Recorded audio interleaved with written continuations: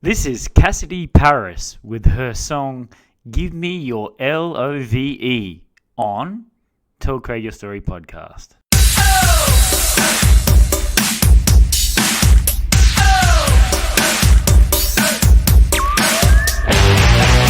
You don't know what you do to me, but you got, baby, what I need. I'm burning up, you set me on fire. I'm up all night like a vampire. Don't need a clue that you're Mr. Right. I need a pill so I can sleep at night. You stole my heart and took the key. You know what I want. Give me your L.O.V.E. Somebody call the doctor to prescribe a remedy. You got a cure, so give it to me. Give me your L.O.V.E. Come on.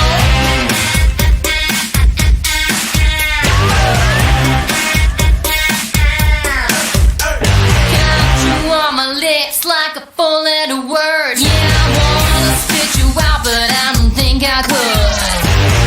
I'm all ripped up, I'm gonna scream, put your pedal to my metal. You're my gasoline, I'm like a drug, gonna take you higher.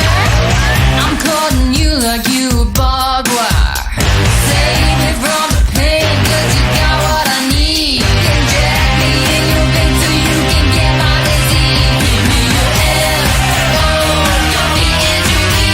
Somebody call the doctor to prescribe a remedy. You got the cure, so give it to me. Give me your L.O.V.E. Come on.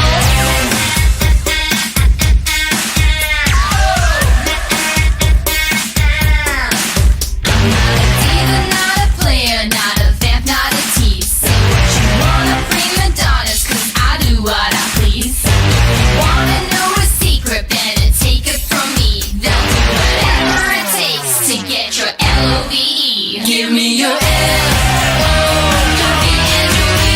Somebody call the doctor to prescribe a remedy. You got the cure, so give it to me. Give me your L.O.V.E. Give me your L.O.V.E. Somebody call the doctor to prescribe a remedy. You got the cure, so give it to me. Give me your L.O.V.E.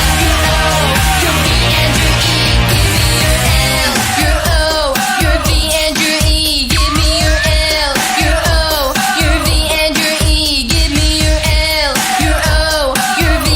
L.O.V.E. Give me your L.O.V.E.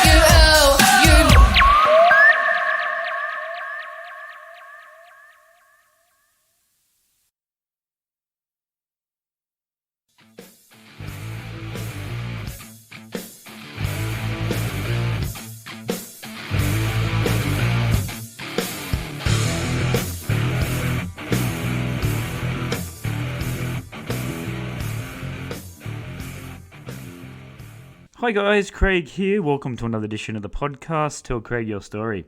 Today we'll be speaking to Cassidy Paris. Now, Cassidy is a singer-songwriter and guitarist from Melbourne, Australia. She's only 17 years old, and last year she signed with the Rock Legacy Management, and she brought out her first EP as well. And the track that we just listened to there was off that EP, Give Me Your L.O.V.E. And we also talk about her involvement with Metalheads Against Bullying, and we talk about all of her accomplishments so far in such a young career. But before we go, please go to our website. We are at Podbean. Tell Craig Your Story at podbean.com. We are on all the social medias, Instagram, Facebook, YouTube, at Tell Craig Your Story. We're also on VK for our Russian listeners and WeChat for our Chinese listeners. And we also have a link tree which tells you where Tell Craig Your Story podcast is streaming. We are on all the major streaming services, so choose the one that you wish to desire. All right, here we go. This is my chat with Cassidy Paris on Tell Craig Your Story podcast.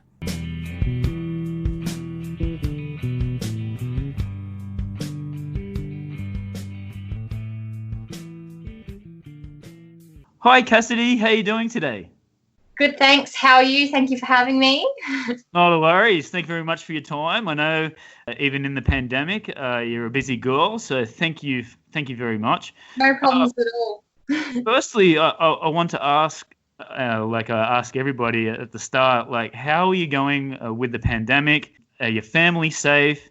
And has this stopped your touring, your promotions? Tell us a little bit about that. Yeah. So, again, the pandemic's been obviously a massive thing that has impacted a lot of countries, but really lucky enough here in Australia, we've had a few cases, but it hasn't hit us as hard as of yet. And we've been really fortunate in my family. We haven't been so affected in the fact that we haven't been ill as a result of it. And look, my father and I, through music, we've really learnt to just stay on top of that in different ways via Facebook and streaming, which has been a really cool experience. But yeah, of course, with touring, it's been put on hold, which is a little bit of a bummer, but what can you do? And we're just looking for the positives in the situation and trying to connect in different ways. Yeah, absolutely. And speaking about that, you said that you've done some online. It seems to be a thing at the moment. So how many have you done, and what was that experience like? A bit different to going out in front of a bit of a crowd? Yeah, it is. It's definitely different, of course, with not, you don't have a crowd that you can interact with face to face. But again, it's been a really cool experience and something that I've really enjoyed doing, and something that's kept me connected to music and connected to the fan base whilst we have been dealing with this pandemic. So I have done the Metalheads Against Bullying live stream. We'll get onto that a little bit later. But that was really a really cool experience, and I'm really lucky to have done that. And I've just recently, a couple of weeks ago, done the New Waves of Classic Rock live stream, which was also a really cool experience. Wow, there you go. So, and talking about that, did you have to cancel any gigs or any sort of touring in this sort of period? As of yet, we were, before the pandemic began, I was really focusing on writing and recording, right. But it was definitely, we were looking to travel this year, and that's been put on hold. So, again, it's life at the moment, and dealing with it in different ways has just become normal for us. And I think that once we get out there and once we get on top of this, the music industry will thrive, because we really have been given an insight as to how powerful music has been during this entire pandemic, like even through online services and streaming. It's been really cool. Yeah, hopefully, and I'm one as well. I can't wait to get out there, and I guess people sort of take it for granted a little bit that there's so much music out there. So I hope that when the bands still do start touring, that they go, come on, I want to go and see a band. I want to go and see regular live music. Yeah, so that's great. I think a lot of people have really seen and appreciated how big of an impact music does make on our lives, and even via Skype, like what we're doing at the moment, or Facebook, we can access it, and that's really, really cool and important part of music. And we've seen how technology and social media has really kept us connected, and there are positives that do outweigh the negatives. So I know, again, it's a very difficult time for a lot of people, but I think music has really made, definitely for myself and my family, has had a massive impact. Yeah, definitely. Yeah, music and doing the podcast as well, like in this time. It's just things like that are helping people, get through the time. They can't go outside, so I just hope that a good thing. And also with using the, like you said, the social media and doing it online, Mm. it's there already. So, why didn't we take advantage of that beforehand? I think, again, we took that for granted. So I think in the future, definitely, this is going to happen a lot more, don't you think? Look, 100%. And I know that a lot of the time social media has mixed effects in terms of Yes. its positive and negative defects that occur. But look, social media for me in this time has really been a big thing of connectivity, and for a lot of people and a lot of bands and musicians. And I'm really appreciative of that, because when you can't go outside, that's how you're going to connect with people from halfway across the world, and just even down your street, really. So Yes. it's been really interesting to see how big an impact that has had, and I'm really thankful for that as a Yeah. musician and as a person. Yeah, absolutely. Yeah, I hope everything gets back to normal in the future, and we start getting some gigs, and the bands can start doing some touring as well. Absolutely. And like in terms of musicians and stuff, it's been a very difficult time for a lot of musicians and bands. Yeah. And to have things like online streaming and social media present in our lives has been really, really cool. And talking about that, do you think that the CDs, is that important now? Do you think that's sort of gone away? Because I've noticed actually that the vinyl, walking into a JB Hi-Fi, and there's full rows of vinyl as well. So have you seen the change in that as well? 100%. Like, I think obviously we're moving to a different age with music and Yes. streaming services and online social media. But for me, I've always really enjoyed buying a hard copy CD and listening to the content that's been on there. I really will always enjoy that. And I think that since about 2 years ago, I've seen it being like reappearing more so in like JB Hi-Fi or your music stores, which has been really, really cool. Yes. And look, I've always been one to support bands and like my favorite bands in that way, and I think I always will continue to. But again, it's a different time, so a lot of people that are growing up now and like myself obviously are going to listen to things online and Definitely. via Spotify and iTunes, which is, again, it's different and it's interesting. But yeah, I've always been supportive hard copy. I love it to Yes. this day. Yeah, absolutely. All right, Cassidy. So let's go back in your sort of short career, but it's been a very positive career. So you were born in Melbourne, is that correct? Yep, born in Melbourne. So whereabouts in Melbourne were you born? So born in Victoria, I just around the northern suburbs, and again, music has always been really important for me from a young age. So I was brought up and raised on music, as my father is a musician, and been lucky enough to connect with a lot of musicians via him and the music talent that's in Melbourne. So it's been a really, really cool upbringing in that way. And again, I've been lucky enough to take little bits and pieces of inspiration by the people I meet in Victoria. So That's really it's cool. been really cool. And growing up in Melbourne, tell us a little bit about where you grew up for our international listeners. Whereabouts is Melbourne? Is it a good music scene? Tell us a little bit about growing up there. Was it a country town, or was it near the city, or? Yeah, so where I grew up, Melbourne, Australia is right at the bottom of Australia. So that's where I've grown up, and I'm quite close to the city. I live in the northern suburbs, as I said, and so I've always been raised near the city, and obviously it's been interesting to see how I can connect to music and stuff via that. So I'll be someone to go up to like Rod Laver Arena, which is Nice. where I'll go see like my favorite bands and stuff perform, Yes. or like Forum or something like even like Musicland. I've always been raised on going to see live music, And it's been a really cool experience. That's how I learned as a musician, and by seeing people, whether it was my dad or whether it was one of my favourite bands as a youngster. So it's been a really cool experience to learn from my favourite artists, and I was really, really lucky to have that as a youngster and learn from that. Yes, absolutely. And let's talk about your father, because he seems to me, I've never met him, but to me, just looking at your social media, he's a part of your band.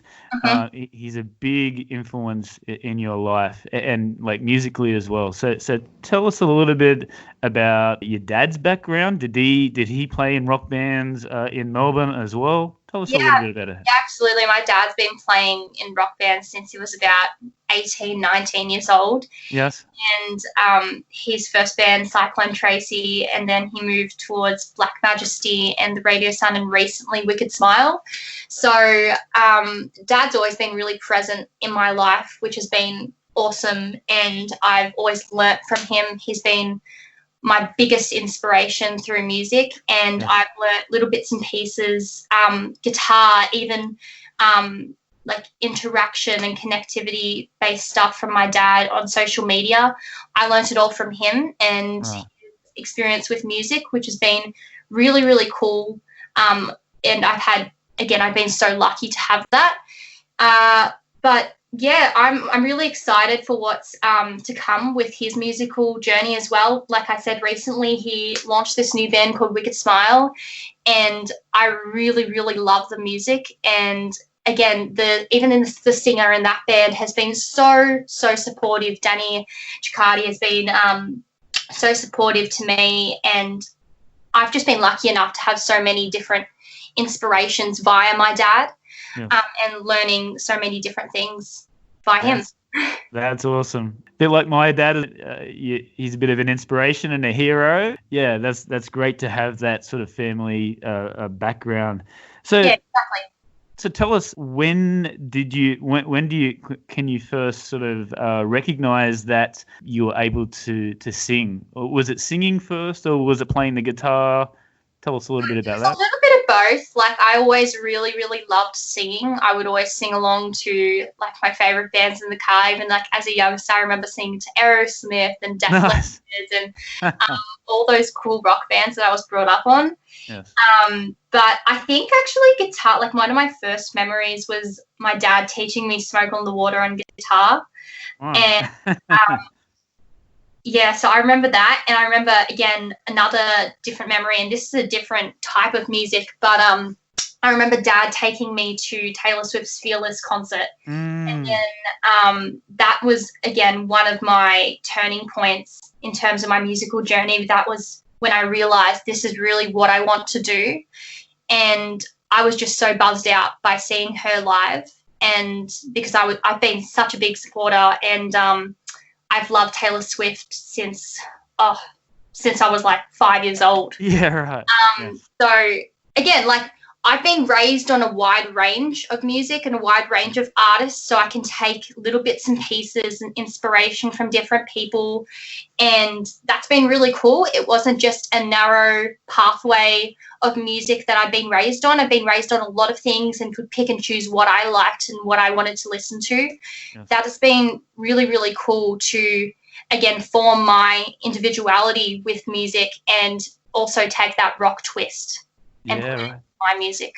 And the thing that I liked about Taylor Swift is, I don't know if you saw there was a documentary on how she grew up, and she was writing music at such a young age, and like she was writing music for all these country pop superstars, and getting no recognition for it, and then all of a sudden manager found her and away you go. So you've got to respect those, whether you don't like the style of music or not. You've got to respect that where she's come from. She's worked super hard. If you want, it's like the old AC/DC. It's a long way to the top if you want to rock and roll. But it's true. Yeah, so with Taylor Swift, it was like I always had admired this this level of connectivity that she had with her fans, and they weren't her fans, they were her friends, and they were, and I always wanted to be like that with people that supported my musical journey, because I was actually lucky enough, and this is kind of like just such a super story. I was lucky enough to meet Taylor Swift when I was, Wow. I think I was about 9 or 10. I was at a Speak Now tour, and I was picked out of the crowd randomly with one of my friends that I was seeing the show with, and my mum, and we went backstage to meet her. And again, as a 9-year-old, I was obsessed with music, obsessed with her. Yes. And to have that experience, again, a massive turning point, and just the way she connected with me. She gave me a guitar pick that she played, and it was just such a cool experience, and I cannot thank her enough for inspiring me. So yeah, again, it's like little bits and pieces I've been inspired by, but yeah, that was a massive turning point for me as an artist. Yes. And that's when I really knew this is what I want to do. Yes. I had something similar. I remember going to see AC/DC, as I said before, and the next day I was like, I want to be Angus Young.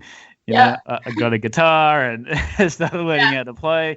You know what I mean? It's those people like that you see at a real young age, and then all of a sudden, you want to do that. You have that inspiration. If she can do it, then I can do it. So, exactly. It's just those crazy experiences, and again, that was completely. It's just one in a million. Yeah. And What an experience! Those type of experiences were just awesome for me as a youngster, and really inspired me to be doing what I am.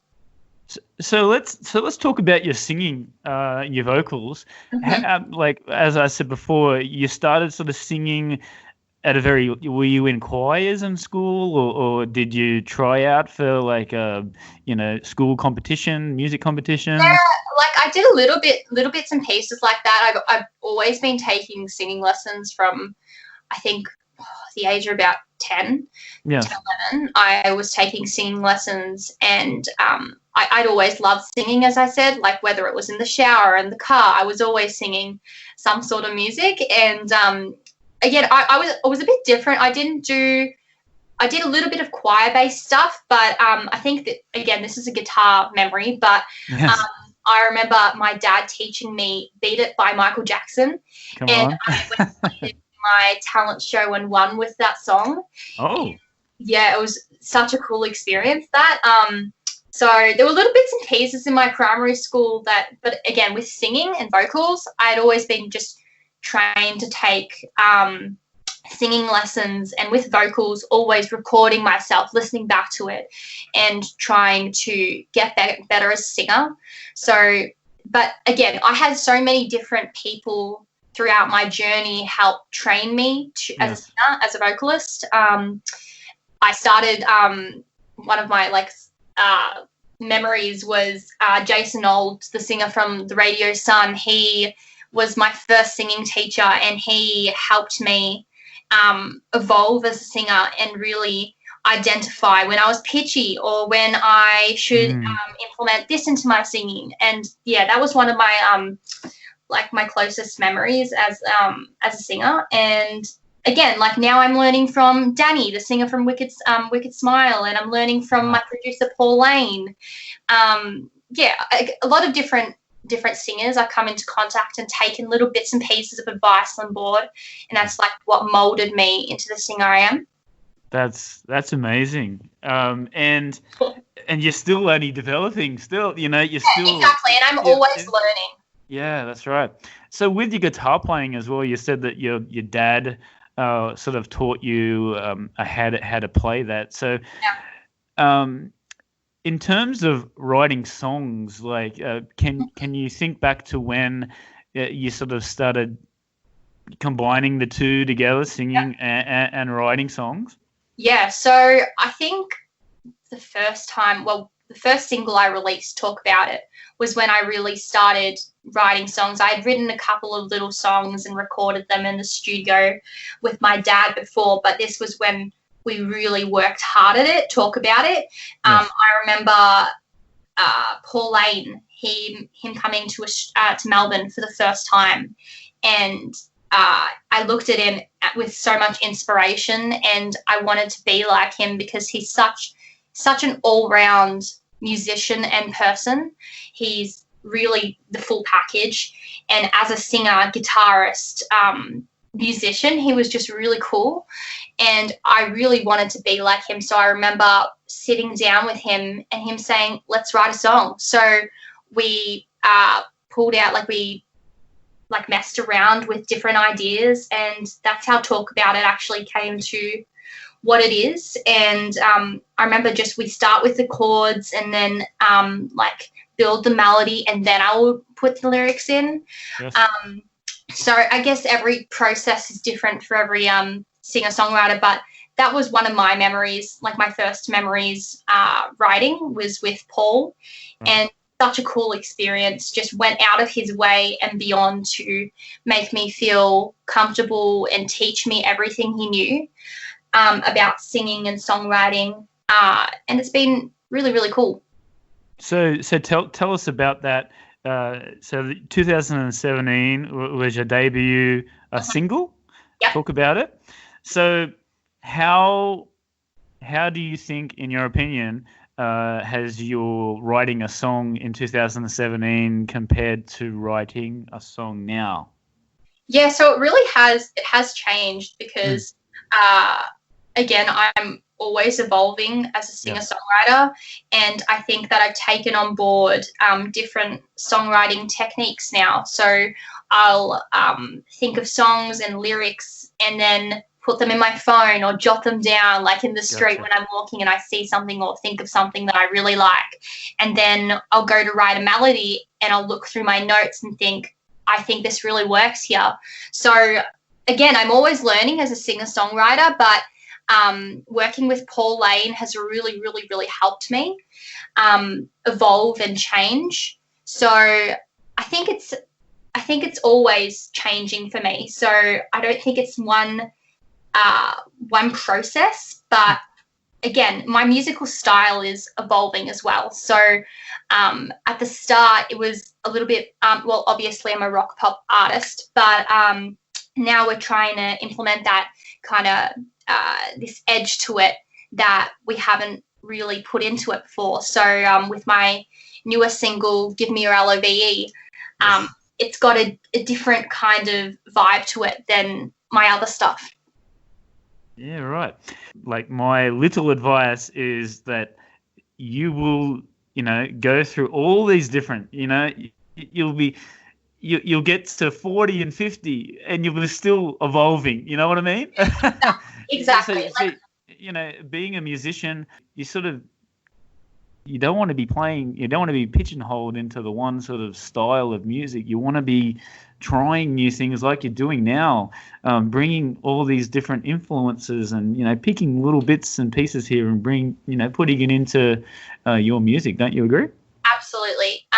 One thing I've always been told and taught by so many different artists, including my father, is that you'll always be learning, and you'll always, he's learning and he's 48. So everyone's learning along this journey, and I'm just really looking forward to seeing what the future holds and how different my processes or my songwriting will be a couple of years down the track. So you never know what it's going to be different, but I think keeping that that mindset that things can change and it's okay if they do is really healthy.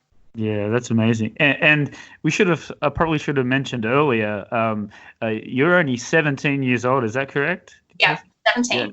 There you go. So that's so good to hear some up and coming musicians and bands, especially from Australia. So here's an interesting. So I'm always interested to know, you're the sort of standout, a little bit similar to Taylor Swift. You're writing the music, the melodies.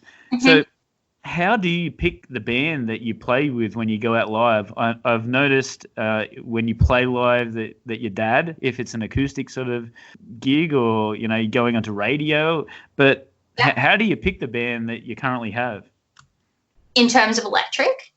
Yeah. When you're going out and playing, on a tour, or when you're playing at festivals, do you have like a set band that you have, or do you just get session players to come in and It does depend. So I've always, for my electric sets up until now, I've been lucky enough to had my dad's band, the Radio Sun, being my backing band, and just because they have been such amazing, inspiring musicians in my life, and they're just really, really good musicians and down to earth guys. I think me as a musician learning from them on stage has been a really good opportunity. And but again, it always is changing for me. So I think there's not really like a set band that I have, but I always have different musicians that I've come into contact and that inspire me personally, and integrate them into my musical journey. And whether that's electric or playing acoustic, like my dad and I, since a very young age, always really gelled well together when we were rehearsing and playing just in the studio in the house. So that has been a really, really cool experience, and I'm really happy that has worked well acoustically for me. And electric, I've been lucky enough so far to have the Radio Sun back me, but again, it's always changing.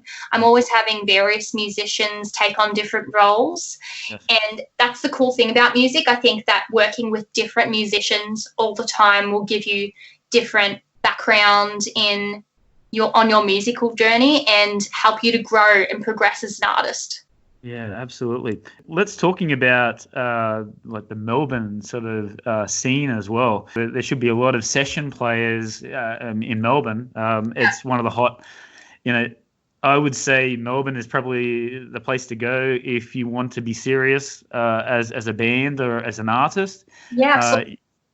So moving to Melbourne. So tell us a little bit about that with your experiences. Tell us about the music scene down in Melbourne.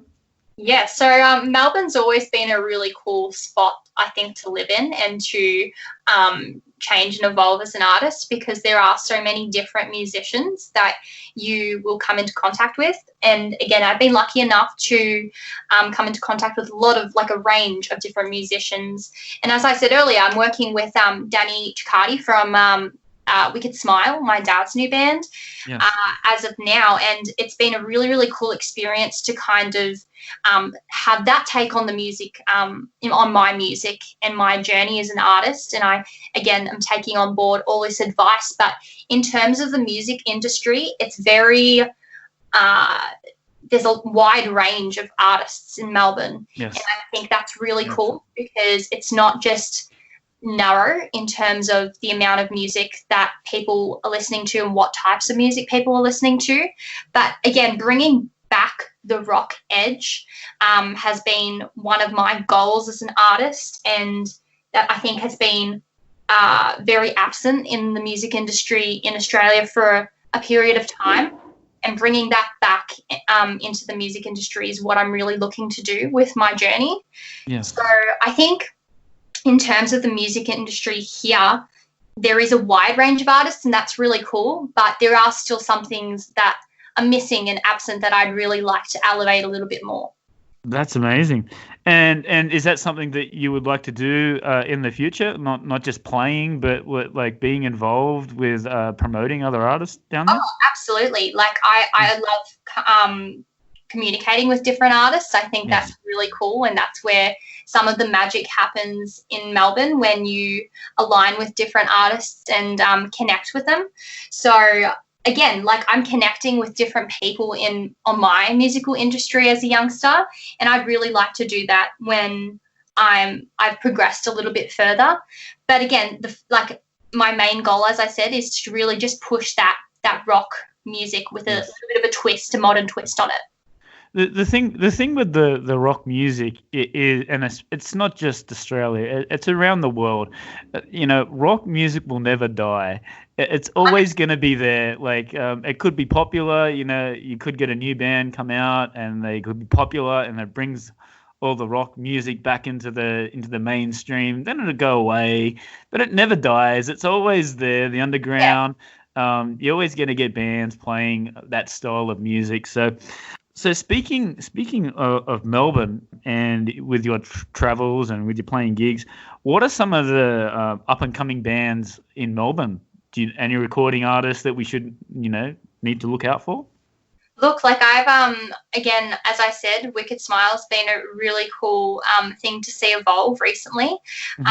As I said, my dad's put so much effort, and I've been really subjected to how much effort he's been putting in recently with this band, and I'm really excited for the future of that band because the tracks are great, the vocalists great, the musicians are great, and they're all round really, really good people. So I think that's probably the main band I would really look out for in the future because they are really the full package. They are fantastic guys, great musicians, and they're the future. Absolutely. All That right. is Make really sure you make sure you're looking out for that for that band, especially the people overseas. Get onto it. Bit of a rock. I'm assuming it's a rock style band. Yes. yeah. So it's got like elements of Skid Row and Oh, come on.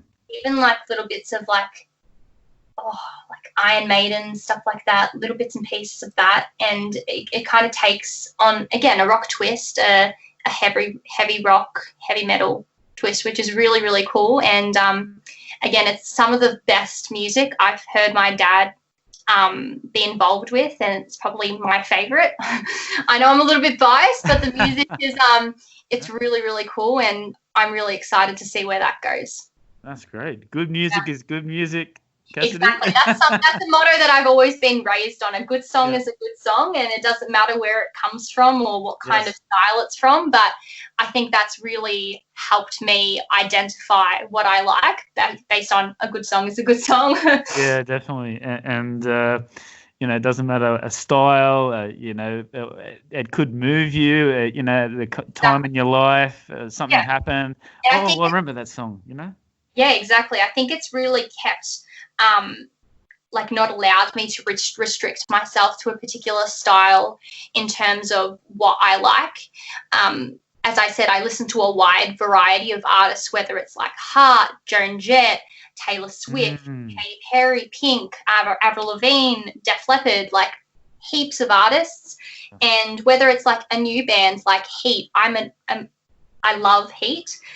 They're a Swedish band, and I really, really enjoy that. So again, very different music, but all have impacted me, and I really love the sound that they have. But again, from different streams of music. You'll have to get over there and play some gigs in Sweden. Yeah, 100%. Come on. All right, so we talked about before your debut EP. Talk about it, and then in 2019, correct me if I'm wrong again. You released a Broken Hearted EP. Yeah. So tell us about how that all come about. Who was the producer, and what was the experience like of recording that EP? Yeah, so the producer of that EP was Pauline. Again, I had met him when I was about 12 or 13 when he came to Australia for the first time, and was just blown away by the type of musician he was, the type of person he was, and really connected with him on a musician and a person level, like a personal level. And I think that's really what helped me navigate where I wanted to go as an artist. And again, so I really liked his style. He had done everything music. I'm in the music industry. He's done rock, country music to just full on heavy music. And I saw that in his on his musical journey and took that into consideration when I wanted to decide what kind of artist I wanted to be. And again, writing with him has been one of the most like the best experiences I've had, and I've been so fortunate to have that in my life, because listening to him as a mentor and as an individual who has experienced everything in the music industry has really helped me navigate my way through it, or the little bits that I've come into contact with so far. And writing that EP was really cool for me because, again, I hadn't produced any music before this, and this as my first EP was really quite a statement and what I really wanted to be doing. So I'm really proud of that EP and proud of the music I produced, because it was a difficult ride to get there, unfortunately. But again, when it came out, I was so proud of it. Yeah. And I think he was really proud of it, and my family and friends were really proud of it. And I'm hoping that everyone's really enjoying it. And I've had such a great response for that EP. So I'm really excited to see what the future holds. And tell us about where you're getting your lyrics from. Is it just from personal experiences, or absolutely? Yeah. Personal experience is something that I really base my lyrics off. In terms of relationships, friendships, my experience with bullying has really all been integrated and implemented into my music. So I think that's how I produce my music on a personal level makes it what I want it to be. And that's really like a release of tension and a release that I get from writing music. That's basically my outlet to do that. You know you're a musician when you've had a bad day and you can pick up a guitar or you can start singing Write a song. and everything just goes away. Exactly. And I pour myself into my music, especially being in high school. It's been a long journey and a long ride, and pouring myself into my music has helped me. As I said, it's a release of tension. It really is. It's like I can't explain it. It's just such a really good outlet for me to put all my feelings and emotions into it. And I think that's what I'm really looking forward to seeing how my music and my life really correlates in the future. Absolutely. So let's talk about it. We've spoken a little bit about it, but and it's a question that everybody here in Australia has to deal with, and it doesn't have to be just music. It's the pressures of high school and the HSC and getting a good, I don't know what they call it now, but it used to be TAR for the university. The pressures of being a teenager, of getting good grades, also wanting to develop a career as well, and boyfriends, girlfriends, so tell us a little bit about this for you personally. How have you balanced studying for the HSC, doing the music, having relationships, having friends, tell us a little bit about that. Yeah, so I'm really lucky because music is my outlet, as I said, so I pour my everything into my music. So every single emotion I encounter over my high school experience or just in life, it really goes into my music, and I say that completely honestly. I think a good example of this is that I had been subjected to bullying a lot throughout my high school journey, and since embarking on my musical career. Why do you think that, Cassidy? Is because I just had a friend come on who was a high school country and western star when I was in high school. She wouldn't care. She would just do her thing. So tell us about that with you. Yeah, I think that's a massive thing for me, and I've really seen myself as a person progress because, and you can really see the growth throughout my high school journey. I was unfortunately subjected to bullying, and due to I was producing different music, and it wasn't the typical thing that a teenage girl was doing at 13, 14 years old. She wasn't recording music. She was going to play soccer or AFL footy with her friends. So I think it was a bit different for me because my experience wasn't similar to my friends at high school, but I was really lucky because my best friend, and I'll mention him again and again, Jared, and I think having him throughout my high school years really helped me because I was, again, being ridiculed all day at school, and he would say, what you're doing is great. He was just so supportive, and that really, really helped me. as a person and carry on with my music. But again, I got to this point, and before stepping into that field, I was like, I don't care what people have to say about me, because I'm doing what I love and what I believe in. And I think that's the main thing. If people didn't like that about me, then basically I just would remove them from my lives, because I wasn't in the position where I wanted people who were toxic in my lives to be around me. I wasn't going to do that or have that, especially people would talk behind your back, and, you know, the typical teenager things like Yes. the backstabbing, the ridiculing that you would be subjected to, which is really, really sad that, again, with social media, it has changed. And I don't think for some aspects for the better. I think it has gotten worse, because people have this online profile that they can become just online bullies for people, and they can hide behind a screen now, which is it's really a difficult thing to just fathom. But again, so like just keeping my head above water was a really good thing, and a way I did that was via music and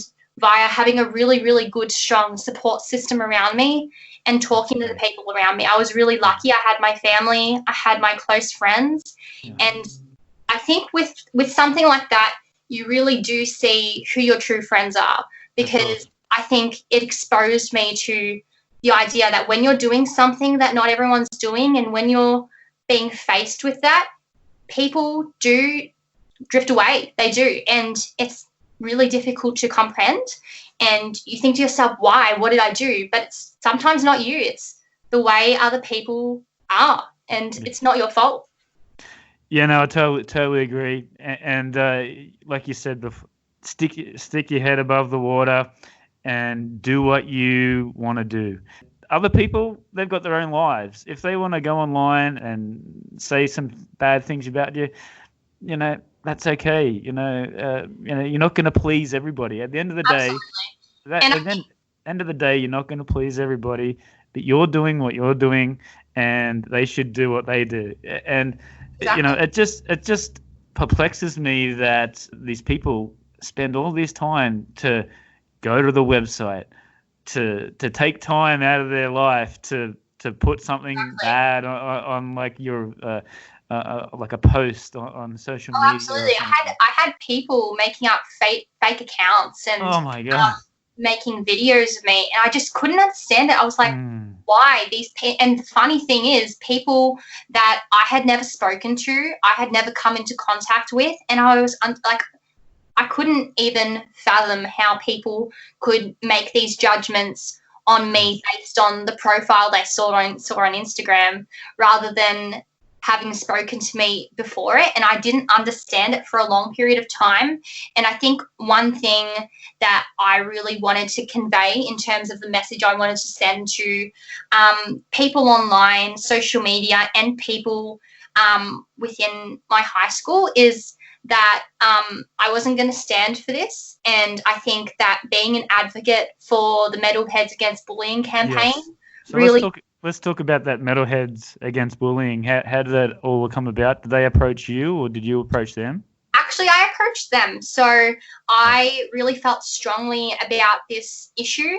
And with my experience, I did, I wanted to relay a message to people about my experience, and about it was not okay to be, because I did experience a lot of bullying in terms of exclusion and being ostracized. So I wanted to show people that this is another form of bullying, and that this should not be tolerated. And via the Metalheads Against Bullying campaign, I was able to do that, and had a really, really good response. And I found via that a lot of people were coming into contact with these forms of bullying that I was. And again, it was another level of connectivity and another layer that I hadn't really experienced so far with the people that I was interacting with online. And it really formed like a really, really good basis on online for me. Absolutely. And you know what? You have the say. Well, I have the saying: if you're good to me, I'm going to be good to you. You know, Exactly. I don't judge anybody. You don't judge a book by its cover. You know, you get to know them. They're not nice or they don't want to. It's okay. You know, you And don't yeah, have to. exactly. And So, and sorry. especially with the metalheads as well. I'm definitely one of them. I'm not against bullying. I didn't get bullied much, but I'm definitely a part of that metal community, and Yeah, they stay strong. They will. They're really gonna. You'll have some friends for the rest of your life.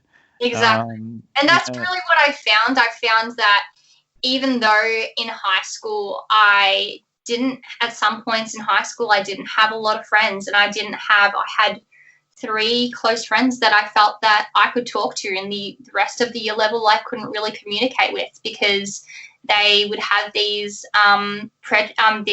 ideas of me and these preconceived ideas that they formed about me and about how I function as a person.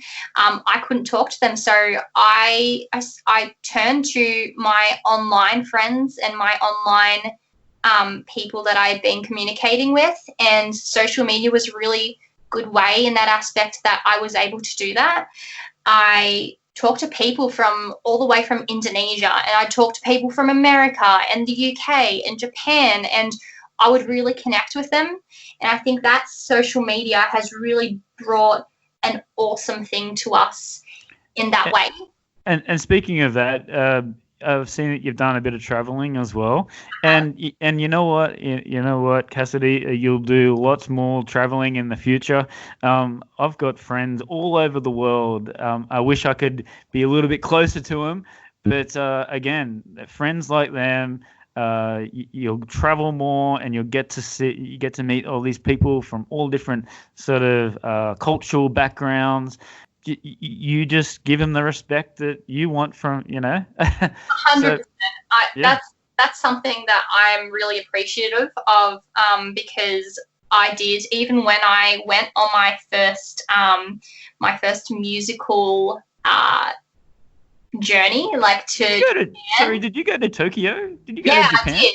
Yeah, That's so I went to amazing. Japan when I was, oh, I think I was 14 or 15. Yeah. Again, that experience was so awesome for me. It really put things into perspective of how lovely people were outside of that. I like to call it in some ways it was a prison for me. High school. It was Mm. really difficult for me to navigate my way through because so many people were constantly ridiculing me. So going outside of that for a little while and really doing what I loved and communicating with people about that, my music, their experiences, my experiences, and relating to them, that really helped me as a youngster build up that strength and that barrier and that message to everyone that I wasn't going to stand for this and it's not okay. And people are constantly facing this, so I don't know why no one is saying anything about it. I just couldn't Absolutely. understand that. And you know what? It's probably even worse in other countries because our country is 25 million people. Exactly. I've lived in Shanghai. There's 25 million people in the city. Yeah. so so the pressures for them to try and find a job is just ridiculous. So you've got to they're learning English at 2 years old, 1 years old, Well, to get a job yeah. I think because myself sometimes, like from the experiences that people have shared with me, mm, that I really have a fantastic support system and a fantastic life. And I'm really thankful for that. And I think that a lot of people unfortunately, don't have that. They don't have that accessible to them. And that's really what I was looking to do when I was sharing my messages, telling people and showing them that I was there and I will be there for them, and I do agree with them, and this is not okay. What's going on. Yes, absolutely. Mhm. All right, so that was a great answer, by the way. So let's talk about your recent EP. So I do believe it's Love, L-O-V-E. Is that correct? Yeah, give me your L.O.V.E. Give me your L-O-V-E, right? Oh, And how many tracks were on this? I think you did. this was just a song. This was a single. Right. Okay. So did the EP actually come out this year? No, so the I've only released one EP, Broken Hearted. Broken Hearted. Yeah, so that was that featured Talk About It, Stand, Walking on Fire, and Song for the Gotcha. Broken Hearted. And then I released Give Me Your L.O.V.E, which again really showed my growth as an artist, I think, or showcased that. And I was really excited to release that one because it had that that rock edge, Yes. that edginess to it that my songs didn't really have before. So Yes. as I grow up, I think that will really be more of a focus for me. Well, I wanted to ask you about the video process. Like, did it take an hour? Did it take a week? That was a full day shoot, that one. Yeah. So with the first one, I saw you, in your bedroom, and so it was like, you're playing your guitar, and then you go to this one this year, Give Me Your L-O.V.E, and it's like you've evolved already just from that period, and it's just like a almost like a classic rock sort of style. So tell us about doing the film clips. Yeah, so with this film clip, I really wanted to showcase that performance part of my musical journey. So I really wanted to have the musicians in my band be included. I really wanted to show that performance part that people... So your dad. So that people maybe wouldn't see via Instagram and via my other videos. So I really wanted to show that through this video. And I think the rock edge that was a focus in this song, the kind of like punk vibe about it, really correlated nicely with the video that we produced. And I think, like, again, it's a video that I'm really, really proud of and really excited to see how with this EP or the album that I'm going to be producing, how I evolve and how it shows my growth as an artist. Absolutely. And then during this period, you've played a couple of gigs. I've written down here the Sounds of Summer gig. You played at the Hard Rock at Surfers Paradise. That would have been a cool gig. I've been there. Yeah, that was really cool because I as a youngster, I saw my dad. We used to have a Hard Rock here in Melbourne, believe it or not. I don't know if you remember that, but yeah, we had a Hard Rock here, and when I was younger, my dad's band would play there a little bit, and again, to be able to play there and it was just a really, really cool experience, and all the people there were so lovely, and it's one of my favorite restaurants, may I mention. So I just love seeing all the memorabilia, and the food is amazing. So it was just a really cool experience to get down there and interact with the fans in the Gold Coast. So it was different, but I really, really enjoyed it. I have a little thing there as well where I'm collecting all Hard Rock Cafe shirts from around the world. Same, actually. Right after my gig, I went down and purchased a Hard Rock Cafe. Oh, come on. I love seeing Is it still there? different ones that they have in different Hard Rocks around the world. So, yeah. Is it still there in Melbourne? Is it still there in Melbourne? No. Sorry, did you say is there still one in Melbourne? Yeah, the Hard Rock No, Cafe. unfortunately. I hope they bring it back. Interesting. All right then. And then you've done a couple of gigs, and then also the Melodic Rock Festival. What was that gig like? The recent one I didn't do, however. It got cancelled, right? Yeah, I did do the Melodic Rock opening for the one that wasn't the recent one, the one before that. And that was a really cool experience. That was in Chicago. And I was really excited to do that. So, yeah, it was a really cool experience that. It was one of my first like performances in terms of playing a full set. I'd played a couple of songs here and there, and I'd done acoustic, but playing a full acoustic set there was really cool. So in terms of when you play live, what do you do in terms of like a set? Like you said, that was a full set. So are you playing covers still? Do you have enough material to play all your music? Yeah, so like when I played in Sydney, I think it was last year. Yeah, last year. When I played in Sydney, that was my full electric set, and I played all my material that I'd released. So I played Talk About It, Stand, Song for the Broken, Give Me Your L.O.V.E. That wasn't actually released then. And then I threw in a couple of covers, so that was cool as well. Awesome. All right. This is a question that I ask all the time, and you have a long future to go with your music career. But after the pandemic, what does the future hold for Cassidy Paris? Yeah, so I'm going to hopefully be releasing an album pretty soon, just working on some new material and touring, hopefully. So it's just about building and at the moment and working on and releasing music that I'm really excited about, and I hope the fans really enjoy. So yeah, I'm hoping to come to a fair few cities, and it's going to be really exciting. And are you coming to Newcastle or what, Cassidy? I really hope to. I really, really hope to. That's one place that I'm really, really hoping to get over to soon, possibly soon. Yeah, play a gig in Sydney and then, come up to Newcastle. Spend a couple of days on the beach. Absolutely. Yeah. And speaking of touring and, new music, I do believe that you signed with Rock Legacy. Is that your management? I did, yeah. That's really exciting. I'm really excited about doing that. Amazing achievement.